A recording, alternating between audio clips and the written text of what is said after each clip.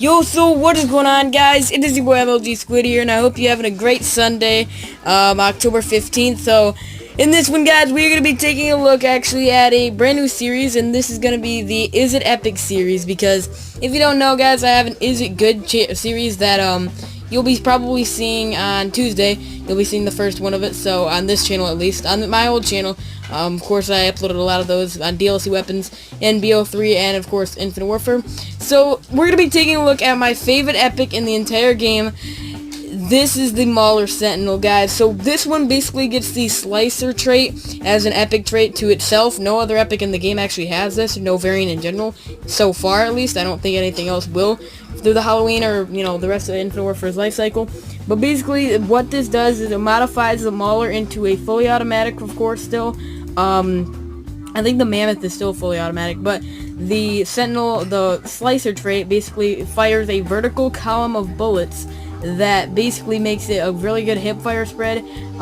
For some reason, I think the hipfire is good by itself in this weapon. It's basically the chainsaw from Ghost, but overall, the Slicer trait is definitely a big note. You can definitely notice it when you're playing zombies. Like, just look at that. I know it's only around 18, but this is non-patched with the wind element. You gotta try this weapon out in zombies, people.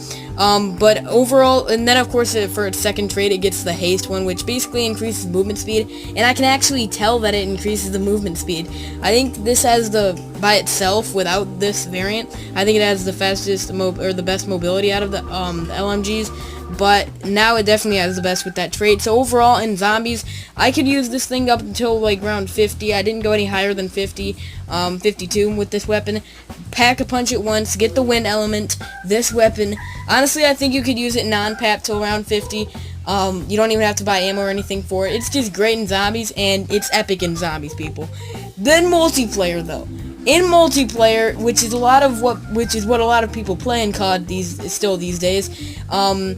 But definitely the zombies community has grown over time. But in multiplayer, this gets the same trait, but I'm pretty sure it gets less ammo. I'm pretty sure with extended mags, actually, no, without extended mags, you get 80 shots in multiplayer in a clip.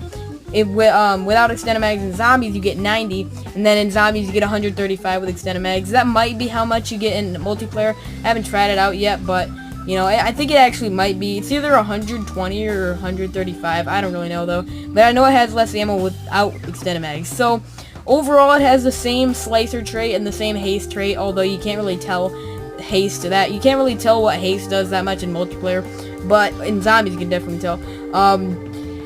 But the Slicer trait and the Sentinel in general in multiplayer, honestly, it's good. I give it a 7.5 out of 10. In zombies, I give it a 10 out of 10 for sure. It's a freaking wonder weapon in zombies.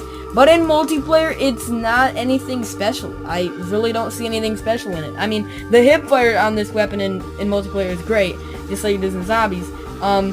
And, you know, it does, if you fire, I found that if you fire this thing full auto, like if you hold down the trigger and shoot, it's not going to be very effective. It's going to be really inaccurate, like you'll see in some of these clips right here, guys. It's, I don't know, it's pretty inaccurate of a weapon. It has a lot of recoil, and I'm pretty sure I had the foregrip on. I'm pretty sure I had ELO, quick draw, foregrip, and suppressor, because I actually really like this variant in particular with the suppressor. I think you guys should try it out. Definitely don't sleep on ELO and quick draw. That's definitely a must, and foregrip too. But yeah, overall in multiplayer, of course, it's pretty good. I found that if you burst fire, like if you fire one shot at a time, you'll see at the end, towards the end of this gameplay, it's actually pretty effective. You know, like on Carnage, you know that little like bridge area? Yeah, that bridge area.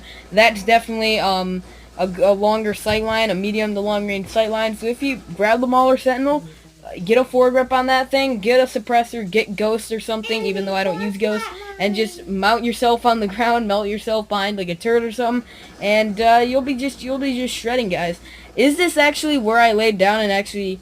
No, it's not. I think I went back because I like going over there on that map. But overall, guys, the Mauler Sentinel, I give it all together a 9 out of 10. I give it a 10 out of 10 in zombies, but simply because it's not as good in multiplayer, I gave it a 7.5. That brings the weapon down to a 9 out of 10. So definitely, is it worth the 4,000 salvage? Yes, it is, guys. Definitely recommend using the Mauler Sentinel. Leave in the comments down below if you have this and what your opinion on it is. Anyways, peace out, guys.